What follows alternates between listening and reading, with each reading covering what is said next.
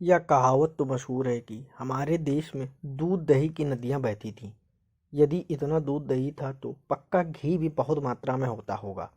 इससे हम अनुमान लगा सकते हैं कि भोजन घी में ही बनता होगा। महाभारत काल में कृष्ण का मक्खन से संबंध बताया गया। रामायण काल में लिखा है कि राम के आने पर घी के दिए जलाए गए थे। हमारे यहाँ तेल का उल्लेख पुराने ज़माने में कम देखने को मिला है। सबसे पुराना तेल ऑलिव ऑयल बना था।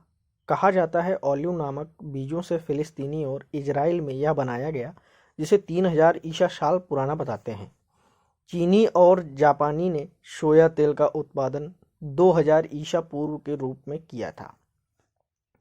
मैक्सिको और उत्तरी अमेरिका में मूंगफली और सूरजमुखी के बीज को पानी में उबालकर उसका उपयोग करना शुरू किया था।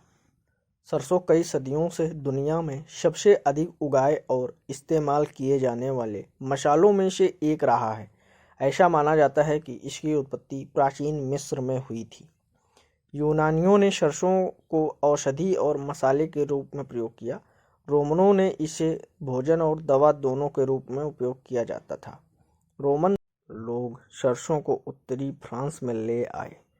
पाम तेल सबसे पहले अफ्रीका में बनाया गया, परंतु बाद में मलेशिया और इंडोनेशिया ने इसकी खेती शुरू कर दी और आज 85% पाम ट्री यहीं है। पाम ऑयल सुगंधित नहीं होता है, इसलिए विदेशों में इसे व्यंजन बनाने में काम लेते हैं और व्यंजनों को तलने के लिए भी काम लेते हैं।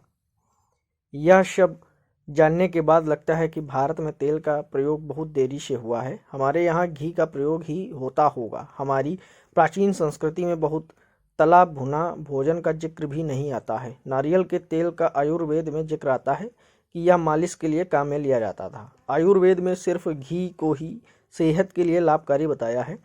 तेल का जिक्र सिर्फ मालिश के लिए ही आता है। कई जगह यह बताया गया है कि घी याददाश्त सुधारने में मददगार है। कुल मिलाकर कहा जा सकता है कि घी हमें बुद्धिमान बनाता है। घी में ब्यूटाइरेट होता है जो शरीर की सूजन को दूर करता है। विटामिन ए की भरपूर मौजूदगी इसे खास बनाती है।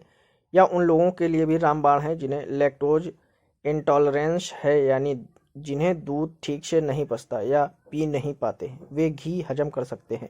राजस्थान राज्य के पारंपरिक भोजन का जिक्र करूं तो वहाँ राजा महाराजा के ज़माने में भोजन घी में ही पकता था। दाल बाटी चूरमा, घेवर, मालपुआ और अन्य मिठाइयाँ। पंजाब या अमृतसर की बात करें तो वहाँ भी पारंपरिक तरीके से घी में पके छोले और कुलचे घी में ही बनाए जाते हैं। सरसों का साग, दाल मखनी घी से ही बनता है। वाराणसी की तरफ शुद्ध घी की चाट पूड़ी देखने को मिलेगी। दक्षिण भारत की तरफ आए तो आज भी पारंपरिक रेस्टोरेंट उपमा, हलवा, दाल सभी घी में बनाते हैं।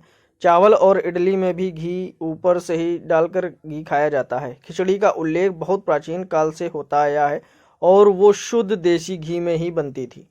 दोस्तों, चैनल पर अगर पहली बार आए तो चैनल को सब्सक्राइब कर लें और वीडियो अगर अच्छा लगा है तो लाइक कमेंट शेयर कर दें।